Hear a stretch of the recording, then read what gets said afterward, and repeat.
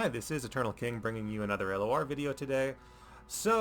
Obviously today is the day that Eternal Ladder goes live. Really looking forward to that. I've got time to squeeze out one more opinion video before I start grinding Ladder. And the subject of this video is something that's very personally important to me, and that's flipping champs matters in Eternal. I can't tell you how much standard play patterns and sort of the Majin Bay school of playing LOR in the standard format has warped the way people play LOR. It is an entirely different beast from the way the game used to be played. So I'll give an example, and I'm going to talk about, mono shurima. So I went back and I looked at an old an old mono shurima video from Swim, and that was 2022.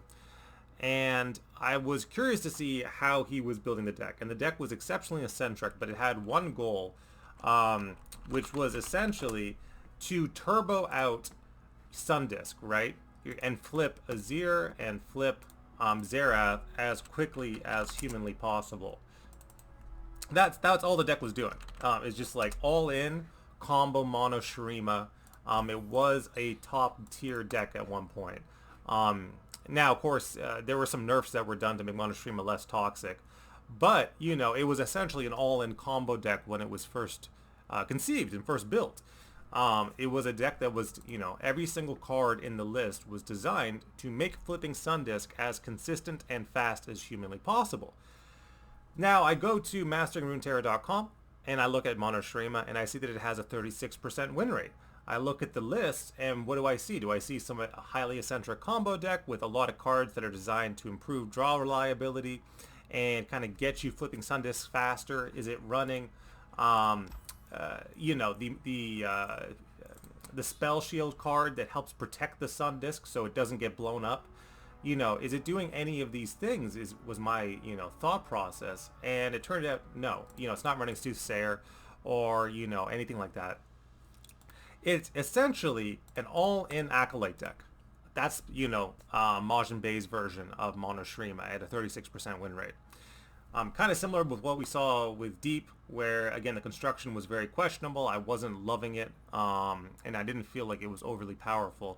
And the win rate kind of suggested that. And so I did some tweaks on my end, and I found a list that I felt was more comfortable for me at the very least. And it was actually beating out things like top meta decks like Zed Gwen, right? Zed Gwen being very aggressive. It's also a rally focused deck, and with my deep list I was able to beat that out. But looking at mono shurima and seeing it essentially be nothing but acolyte spam really stinks of, so basically running all of these really stinks of the standard mentality of like, don't care about Sundisk. Don't level Xerath. Don't level Azir. Spam Ruinous Acolytes for open attack board pressure. And if Sundisk flips while you're doing that, well, bully for you. Obviously, Ancient Prep goes in there. It's kind of interesting to me, though, how much that perception of LOR changed over the course of, now it's been 2 years since Swim was, leading the game. But it is pretty amazing how much the perception of the game changed, just due to rotation existing and the way that Standard is played being entirely different from the way Eternal is played. So, I'll give you an example. I'm playing a game against Nora Braum, which is Grappler's deck, this morning, just with my morning coffee. I'm playing Azir Aurelia because, again, I'm trying to, get good for when the ladder reopens up. Braum comes down, insta-bounce it, turbo flip Aurelia, swing, through the Nora, and just like insta-lethal, right? But again, Aurelia flipping in that equation was exceptionally important. And so turboing champs in Eternal is I think, very much necessary. The same thing could be said of Deep. Having Nautilus land on 7 leveled is like how Deep is played. Having Maokai mill the opponent's deck out in Eternal is how Deep gets played. And if you're playing the game in that sort of very highly resistant, basically the way standard players play is that they try to throttle the life out of the game space through open attack pressure, fast speed answers during your opponent's open attack to reduce value, and not committing to any plays that can be countered. And that works very well in standard because there are no good cards. Like, you essentially can't turbo level champions in standard. Therefore, going all in on synergy plays and high committal plays is just worse in that format. But, in Eternal, if you want to level Akshan, Akshan's going to level. Like, there's literally nothing in the world your opponent can do to stop you from leveling Akshan if you're building a high synergy Akshan shell. I would argue the same thing is true of Xerath in a mono Shurima deck or Azir. If you are building the deck with high commitment mono Shurima, Azir and Xerath are leveling, and that Sun Disc is flipping. Obviously explore cards. I mean, there's a little more landmark removal in the meta, but again, you do have that spell shield card if you want to utilize it to defend the landmark against, potential removal. So, at the end of the day, like, I can't emphasize this enough. If you want to be a good Eternal player, turbo out your champions, right? Turbo level that Zillion, turbo out that Akshan. If you're playing mid-range, sort of Ziggs Talia, absolutely, you're going to need that Ziggs level to burn finish the opponent out.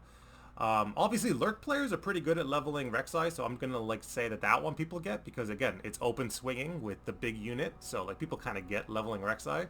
But a lot of these other units, people just cannot comprehend that you need to turbo level them to be useful. So again, seeing that shift in Mono Shurima from it's an all-in combo deck built by Swim that is tier 0 to I'm just going to play a bunch of Acolytes and provide open attack pressure and not care about Sun Disc. It's like polar opposite mentalities, and in one situation I think that one mentality is good, and then in the other situation I think the other mentality is good. I think that's basically how I characterize standard versus Eternal, where yes, absolutely standard, just run your very linear game plan to the umpth degree and you will be a tier 1 player, because there is not as many things that can blow you out of the water. But in Eternal, no, you got to risk it for the biscuit. Man, we're talking old school LOR here. You got to go in for those synergies. You got to go in for leveling your champions. If you're playing a Sun Disc deck, go for the Sun Disc. If you're not going for the Sun Disc, you're not, there's no reason to play Sun Disc, because then you're just playing a 36% win rate deck. So that's Eternal King signing out. That's my advice for everyone who's, looking to get into this Eternal season, one of the last Eternal seasons ever. Regardless of what you're playing, commit to the play, right? Commit to the Teemo, commit to the Samara, commit to the Seraphine, which I think people get Seraphine pretty well. I find committing to the Caitlyn. I see Caitlyn flipping consistently. People get Katarina, but something like LeBlanc, definitely going for the strikes on LeBlanc. Draven flips very rarely. He's mostly a value engine. That's probably correct, even in Eternal, I think. He just generates so much free value off the axis. But yeah, going on the Ezreal flip, 100%. Protect your Ezreals, keep them alive. Going all in on the Riven flip, Echo, Jinx, Jace. Pretty much all this stuff, I would highly recommend that Victor, actually, try to keep Victor alive if you can, because he doesn't really do much when he's dead. And then also go all in on the Rumble level.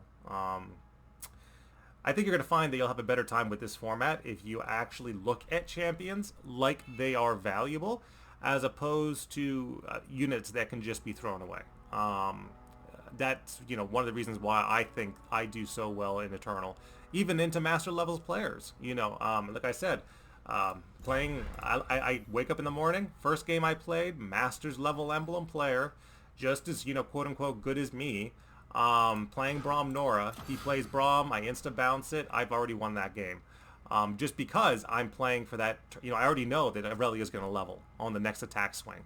Because I bounced the Braum for the tempo, he won't be wide enough to block my next strike, I'm going to be 6 wide on the next attack, Aurelia's going to flip, and there's just, at that point, there's nothing the opponent can do. I can choose my attacks and my blocks, and just, it doesn't matter what the opponent does. Same thing with Azir. Turboing Azir and giving all your tokens +1 is so good. Just so good, I can't overstate it. So you don't, it's not the way you want to play every single game, but it is the way you want to play a lot of games in Eternal. It's always something you want to have in the back of your mind that like turboing out champ level ups is actually a valid strategy. Something like Master Yi. I keep seeing people trying to make Master Yi work. You play him in Demacia with Cataclysm.